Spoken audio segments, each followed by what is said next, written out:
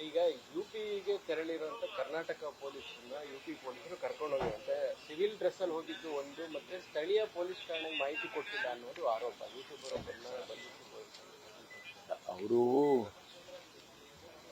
ಮಫ್ತಿಯಲ್ಲಿ ಹೋಗಿದ್ದಾರೆ. ಅವರು ಇನ್ಫಾರ್ಮ್ ಮಾಡಬೇಕಾಗಿತ್ತು, ಇನ್ಫಾರ್ಮ್ ಮಾಡಿಲ್ಲ. ಆಮೇಲೆ ಅಲ್ಲಿ ಹೋದ್ಮೇಲೆ ತಿಳಿಸಿ ಅವ್ರ ಸಹಾಯವನ್ನು ತಗೊಂಡು ಅವ್ರು ಹೇಳಿದ್ದಾರೆ, ನೀವು ನೋಟಿಸ್ ಕೊಡಿ, ಏಕ್ದಮ್ ವಾರಂಟ್ ಇಲ್ಲದೆ ಅರೆಸ್ಟ್ ಮಾಡಕ್ ಹೋಗಬೇಡಿ ಅಂತ ಹೇಳಿ ಅವರಿಗೆ ಹೇಳಿದ್ದಾರೆ. ನೋಟಿಸ್ ಕೊಟ್ಟು ಈಗ ಬರ್ತಾರೆ. ನೋಟಿಸ್ ಆದ್ಮೇಲೆ ಅವರು ಮತ್ತೆ ಏನಾದರೂ ಅವರು ಇಲ್ಲಿ ಬಂದು ಅಪಿಯರ್ ಆಗದೆ ಹೋದ್ರೆ, ನೋಟಿಸಿಗೆ ರೆಸ್ಪಾಂಡ್ ಮಾಡದೆ ಹೋದ್ರೆ ವಾರಂಟ್ ಕೇಳ್ಕೊಂಡು ಆಮೇಲೆ ಹೋಗಿ ಅರೆಸ್ಟ್ ಮಾಡ್ಕೊಂಡು ಬರ್ತಾರೆ. ಕೆಲವು ಸಂದರ್ಭದಲ್ಲಿ ಇಂಥದ್ದೆಲ್ಲ ಕನ್ಫ್ಯೂಷನ್ ಆಗುತ್ತೆ.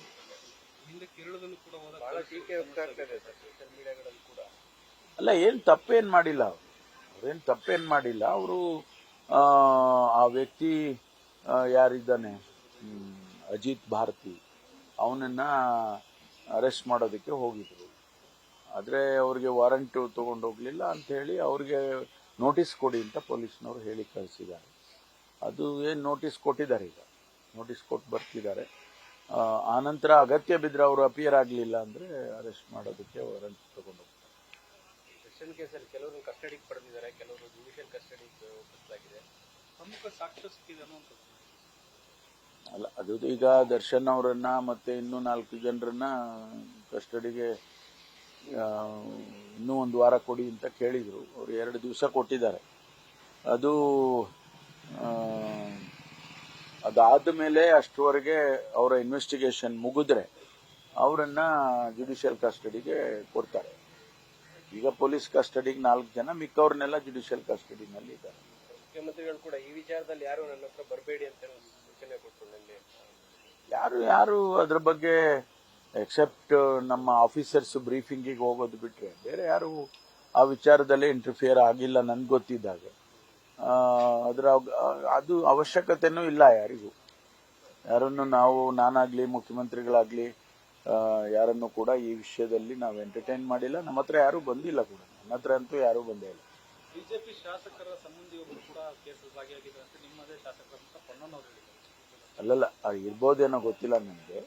ಅದನ್ನ ಈಗ ನಾವು ಪಕ್ಷದ ಆಧಾರದ ಮೇಲೆ ಈ ಕೇಸನ್ನೇನು ನಾವು ನೋಡ್ತಾ ಇಲ್ಲ. ಯಾರು ತಪ್ಪಿತಸ್ಥರಿದ್ದಾರೆ, ಅವ್ರು ಯಾವುದೇ ಪಕ್ಷದಲ್ಲಿದ್ರು ಕೂಡ, ಅವರು ಒಂದು ವೇಳೆ ನಮ್ಮ ಪಕ್ಷದಲ್ಲಿದ್ರು ಕೂಡ ಅವರು ತಪ್ಪಿತಸ್ಥರೇ. ಅವ್ರೇನಾದ್ರೂ ಬೇರೆ ಪಕ್ಷದಲ್ಲಿದ್ರೆ ಕೂಡ ಅದನ್ನ ನಾವು ಮುಖ್ಯವಾಗಿ ತಗೊಳ್ಳೋದಕ್ಕೆ ಹೋಗಲ್ಲ. ಅವ್ರು ಏನ್ ತಪ್ಪು ಮಾಡಿದಾರೆ ಆ ಆಧಾರದ ಮೇಲೆ ಹೋಗ್ಬೇಕಾಗುತ್ತೆ. ಎಐಸಿಸಿ ಒಂದು ಕಮಿಟಿ ಮಾಡಿದ್ದಾರೆ, ಫ್ಯಾಕ್ಟ್ ಫೈಂಡಿಂಗ್ ಕಮಿಟಿ ಮಾಡಿದ್ದಾರೆ. ಕರ್ನಾಟಕ ಸೇರಿದಂತೆ 8 ರಾಜ್ಯಗಳು ಪೂರ್ ಪರ್ಫಾರ್ಮೆನ್ಸ್ ಅಂತ ಹೇಳಿ ಕನ್ಸಿಡರ್ ಮಾಡ್ದಂಗಿದೆ. ಯಾಕಂದ್ರೆ ಕೇವಲ 8 ರಾಜ್ಯಗಳಿಗೆ ಮಾತ್ರ ಈ ಕಮಿಟಿಗಳು ಕಳಿಸ್ತಾ ಇದ್ದಾರೆ. ಅದು ಎಐಸಿಸಿ ಮಟ್ಟದಲ್ಲಿ ನಿರೀಕ್ಷೆನೇ ಬೇರೆ ಇತ್ತು. ಕರ್ನಾಟಕದಿಂದ ಇನ್ನೂ ಹೆಚ್ಚು 15ರ ಮೇಲೆ ನಿರೀಕ್ಷೆ ಇತ್ತು. ಅದನ್ನೇ ನಮ್ಮ ಅಧ್ಯಕ್ಷರು ಮತ್ತು ಸಿಎಂ ಅವರು ನಾವು 15ರ ಮೇಲೆ ಬರ್ತೇವೆ ಅಂತೇಳಿ ಅವರಿಗೆ ತಿಳಿಸಿದ್ದಾರೆ. ಈಗ 15ಕ್ಕೆ ಬರಲಿಲ್ಲಲ್ಲ ನಾವು. ಅದಕ್ಕೆ ನಾವು 28ಕ್ಕೆ ಇಷ್ಟು ಕಡಿಮೆ ಆಯಿತು ಅನ್ನೋ ದೃಷ್ಟಿಯಲ್ಲಿ ಯಾತಕ್ಕೋಸ್ಕರ ಇದಾಗಿದೆ, ಸರ್ಕಾರ ಇದ್ದು ಕೂಡ ಇಷ್ಟು ಕಡಿಮೆ ಆಯ್ತಲ್ಲ ಅನ್ನೋದಕ್ಕೆ ಅವರು ಒಂದು ಆತ್ಮಾವಲೋಕನ ಮಾಡಬೇಕು, ಅಥವಾ ಫ್ಯಾಕ್ಟ್ ಫೈಂಡಿಂಗ್ ಏನು ಕಾರಣ ಅಂತೇಳಿ ಅದಕ್ಕೆ ಕಮಿಟಿಗಳನ್ನ ಎಲ್ಲ ರಾಜ್ಯಕ್ಕೂ ಮಾಡಿದ್ದಾರೆ. ನಮ್ಮ ರಾಜ್ಯಕ್ಕೂ ಕೂಡ ಸನ್ಮಾನ್ಯ ಮಧುಸೂದನ್ ಮಿಸ್ತ್ರಿ ಅವರ ನೇತೃತ್ವದಲ್ಲಿ ಮಾಡಿದ್ದಾರೆ. ಅವರು ನಮ್ಮ ಜನರಲ್ ಸೆಕ್ರೆಟರಿ ಇದ್ರು ನಾನು PCC ಅಧ್ಯಕ್ಷ ಇದ್ದಾಗ. ಅದರಿಂದ ಅವರನ್ನ ಕಳಿಸಿದ್ದಾರೆ. ಈ ವರದಿ ಮೇಲೆ ಏನಾದರೂ ಡಿಸಿಷನ್ಸ್ ಗಳಾಗಬಹುದಾ? ನಾಳೆ ಕ್ಯಾಬಿನೆಟ್ ವಿಚಾರ ಇರಬಹುದು, ಸಚಿವರು ಕೆಲಸ ಮಾಡಿಲ್ಲ ಅಂತ ಹೇಳಿ ತೆಗೆಯುವಂತದ್ದು ಇರಬಹುದು. ಗೊತ್ತಿಲ್ಲ, ಅದು ಅವ್ರಿಗೆ ಬಿಟ್ಟಿರೋದು. ಹೈಕಮಾಂಡ್ನವ್ರು ಏನ್ ತೀರ್ಮಾನ ಮಾಡ್ತಾರೆ ಅನ್ನೋದು ನಾವು ಹೇಳಕ್ಕಾಗೋದಿಲ್ಲ.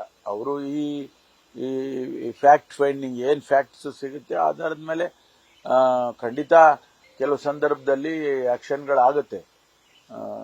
ಸರ್ಕಾರ ಇದ್ದಾಗ ಸರ್ಕಾರದಲ್ಲಿ ಏನ್ ಆಕ್ಷನ್ಸ್ ಮಾಡಬೇಕು, ಸರ್ಕಾರ ಇಲ್ಲದೇ ಇರೋವಾಗ ಏನ್ ಮಾಡಬೇಕು ಅದೆಲ್ಲ ಮಾಡ್ತಾರೆ. ಎಸಿಸಿ ನಮ್ಮಲ್ಲಿ ಇರೋದೇ ಅದಕ್ಕೋಸ್ಕರ ಅಲ್ಲ, ನಮ್ಮನ್ನೆಲ್ಲ ರೆಗ್ಯುಲೇಟ್ ಮಾಡೋದಕ್ಕೆ. ತನಿಖೆ ನಡೀತಾ ಇದೆ. ಒಂದ್ ಕಡೆ ಸಿಬಿಐನವರು ಬ್ಯಾಂಕಿಂಗ್ ಸಿಸ್ಟಮ್ ಅನ್ನ ಯಾವ ರೀತಿ ಅದು ನಡೆದಿದೆ ಅನ್ನೋದನ್ನ ಅವ್ರು ಮಾಡ್ತಾ ಇದ್ದಾರೆ. ಆ ಫ್ರಾಡ್ಯುಲೆಂಟ್ಲಿ ಏನ್ ಮಾಡಿದ್ರು ಅವರೆಲ್ಲ ಅನ್ನೋದನ್ನ ಅವ್ರು ಮಾಡ್ತಿದ್ದಾರೆ. ಇಲಾಖೆಯಲ್ಲಿ ಏನ್ ತಪ್ಪುಗಳಾಯ್ತು ಅನ್ನೋದನ್ನ ನಾವೀಗ SIT ಕೊಟ್ಟಿದ್ದೀವಿ, ಅದನ್ನ ಅವ್ರು ಮಾಡ್ತಾ ಇದ್ದಾರೆ.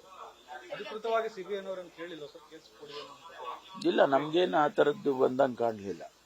ಈಗ ಜೈಲಿನಲ್ಲಿ ದುಡ್ಡು ಕೊಟ್ರೆ ಎಲ್ಲ ಸಿಗುತ್ತೆ ಅನ್ನುವಂತಹದ್ದು ಒಂದಿಷ್ಟು ಆರೋಪಗಳು, ಚರ್ಚೆಗಳು. ಈಗ ದರ್ಶನ್ ಒಳಗೋದ್ರೆ ಅವ್ರಿಗೂ ಕೂಡ ಒಂದಿಷ್ಟು ಟ್ರೀಟ್ಮೆಂಟ್ ಬೇರೆ ತರ ಇರುತ್ತೆ ಅನ್ನುವಂತ ಚರ್ಚೆ ಶುರುವಾಗಿದೆ. ಜೊತೆಗೆ ಹಿಂದೆಯೂ ಕೂಡ ಒಂದಿಷ್ಟು ಸಾಕ್ಷಿಗಳನ್ನ ನೋಡಿ, ಯಾವಾಗ್ಲೂ ಕೂಡ ಇದನ್ನ ಕಾಮನ್ ಆಗಿ ನಾವು ಕೇಳ್ತಾ ಇರ್ತೀವಿ. ಜೈಲಿನಲ್ಲಿ ಅದು ಸಿಗುತ್ತೆ ಇದು ಸಿಗುತ್ತೆ ಅಂತ ಹೇಳ್ತಾ ಇರ್ತೀರಿ. ಕೆಲವು ಸಂದರ್ಭದಲ್ಲಿ ಸತ್ಯನೂ ಇರ್ಬೋದು, ಇಲ್ಲ ಅಂತ ನಾನು ಹೇಳೋದಿಲ್ಲ.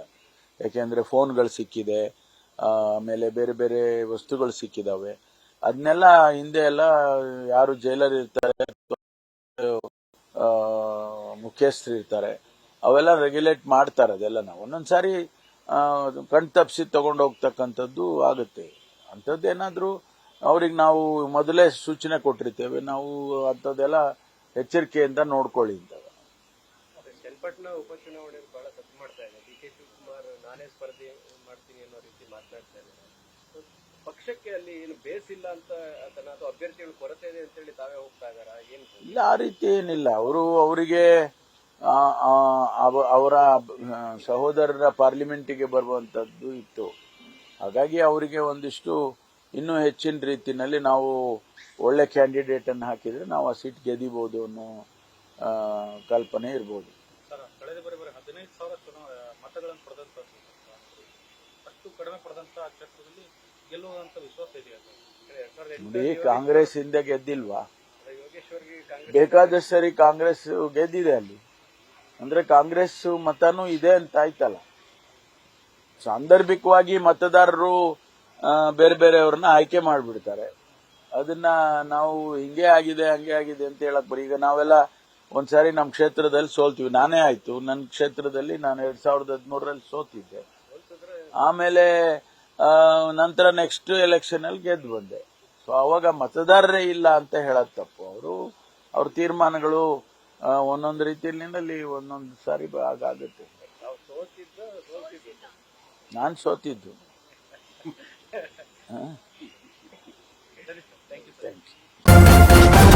ನ್ಯೂಸ್ ಫಸ್ಟ್, ನಿರ್ಭೀತಿಯಿಂದ ನಿಮ್ಮ ಪರವಾಗಿ.